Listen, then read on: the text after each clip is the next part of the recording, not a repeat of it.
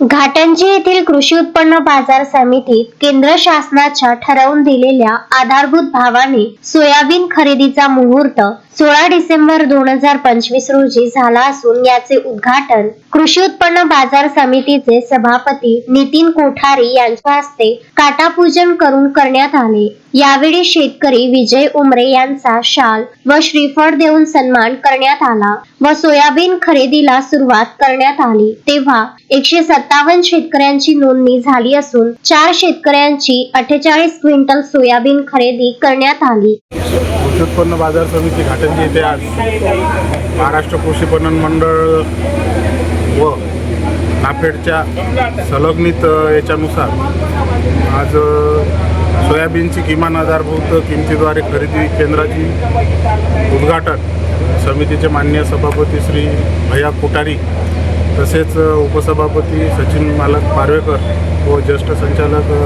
चंद्रकांत काका इंगळे यांच्या उपस्थितीत उद्घाटनाचा कार्यक्रम पार पाडला।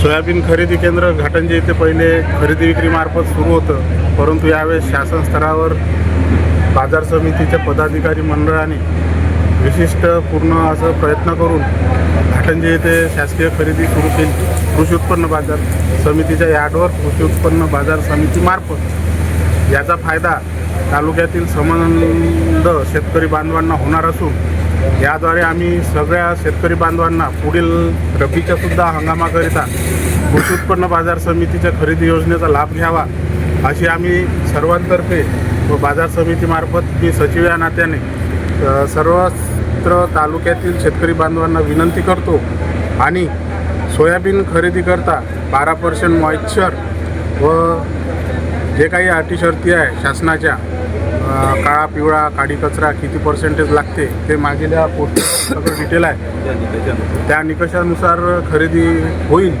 आणि इतरत्र कुठं न विकता कृषी उत्पन्न बाजार समिती आपल्या हक्काची असून आपले लोक इथं कार्यरत असल्याने आपला शेतमाल कृषी उत्पन्न बाजार समितीच्या यार्डवरच शासकीय दराने विक्री करावा ही मी सगळ्या तालुक्यातील शेतकरी बांधवांना विनंती करतो व आपले सहकार्य असेच लाभो असे मी सगळ्यांना शुभेच्छा देतो आणि आम्ही एक कुठेतरी आपल्या कामी पडो ही भावना बाळगून शेतकऱ्याच्या सेवेसाठी आम्ही तत्पर राहू ही मी एक वचन या ठिकाणी माझ्या संबंध सगळ्या संचालक मंडळामार्फत मी देतो। या तालुक्यातील जनतेचा मुख्य व्यवसाय शेती आहे। येथील शेतकरी सध्या खरीपातील हंगामात पिकविलेल्या मालाची काढणी करून विक्री करण्यासाठी शासनाचे नाफेडचे सोयाबीन खरेदी केंद्र सुरू होण्याची वाट बघत होते। यापूर्वी नाफेडची सोयाबीन विक्री ही खरेदी विक्री संघामार्फत करण्यात येत होती, मात्र त्या ठिकाणी कर्मचारी व मनुष्यबळ कमी असल्याने शेतकऱ्यांची हेळसांड होऊ नये म्हणून कृषी उत्पन्न बाजार समितीचे सभापती व संचालक मंडळ आणि सचिवांनी महाराष्ट्र राज्य कृषी पणन महामंडळाकडे शेतकऱ्यांच्या हितासाठी सतत पाठपुरावा करून कृषी उत्पन्न बाजार समिती अंतर्गत नाफेड व महाराष्ट्र राज्य कृषी पणन मंडळ नोडल एजन्सी मार्फत कृषी उत्पन्न बाजार समिती येथे सोयाबीन खरेदी केंद्र सुरू करण्यात आले। मी नितीन अशोक कोठारी, घाटंजी कृषी उत्पन्न बाजार समिती सभापती। आज 2.5 ते 3 वर्ष झाले मी इथे सभापतीमधून निवडून आलो आहे आणि या बाजार समितीत मी आल्या तेव्हापासून कापसाचं उत्पादनच बऱ्याच प्रकारात वाढलं आहे आणि कधी नव्हतं ते इथे नाफेडची खरेदी यावेळेस आपण वरिष्ठांकडे खूप पाठपुरावा करून मिळवला आहे।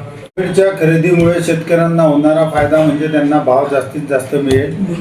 व्यापाऱ्यांपासून कमी भावाचं जे चालू होतं त्याला एक लगाम लागेल आणि लोक जास्तीत जास्त करून नाफेडकडे सोयाबीन नाफेडच्या ठरवून दिलेल्या नियमानुसार आपला माल शेतकऱ्यांनी आणावा असे आवाहन सभापती नितीन कोठारी व बाजार समिती प्रशासनाने केले आहे।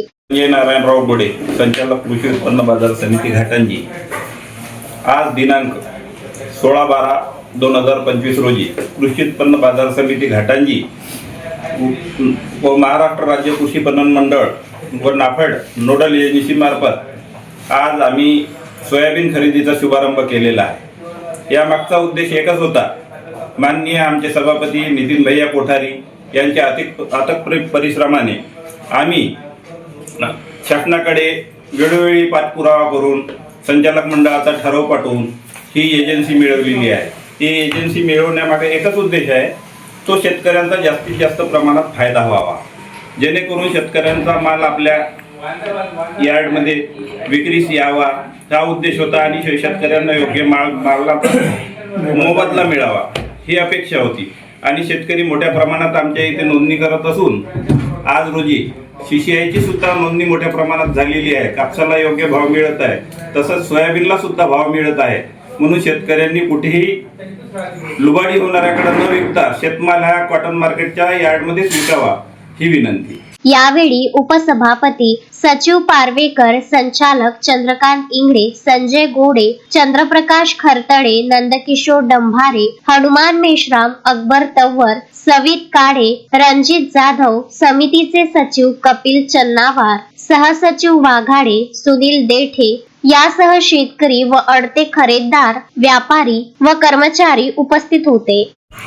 मी चंद्रकांत पांडुरंग इंगळे, शिरोली येथील सरपंच असून मी सरपंच मतदारसंघातून ग्रामपंचायत मतदारसंघातून निवडून आलेला एक प्रतिनिधी आहे आणि आज कृषी उत्पन्न बाजार समितीमध्ये संचालक म्हणून कार्यरत आहे. आमची ही समिती गेल्या 2.5 वर्षापासून कार्यरत असून आम्ही श्रीमंत अण्णासाहेब पारवेकर आणि राजभाऊ तोडसाम यांच्या मार्गदर्शनाखाली व त्यांच्या सूचनेप्रमाणे कार्य करत आहे.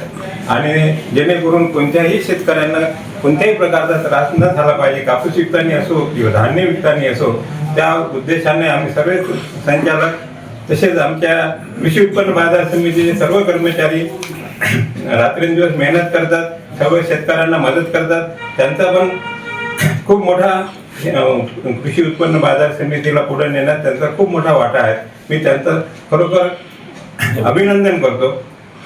आणि शेतकऱ्यांनी ह्या योजनेचा फायदा घ्यावा, जेणेकरून त्यांना हमी भाव म्हणजे केंद्र सरकारने जो हमी भाव जाहीर केलेला आहे तो भाव मिळाला पाहिजे. काही अटी शर्ती आहे त्याचं आपण सर्व शेतकऱ्यांनी पालन केलं पाहिजे, जेणेकरून म्हणजे दुसऱ्या शेतकऱ्यांना त्याचं नुकसान व्हावं नाही. म्हणून जे काही त्यांचे नियम आहेत त्या नियमाप्रमाणेच खरेदी केला जाईल याची सर्व शेतकऱ्यांनी नोंद घ्यावी.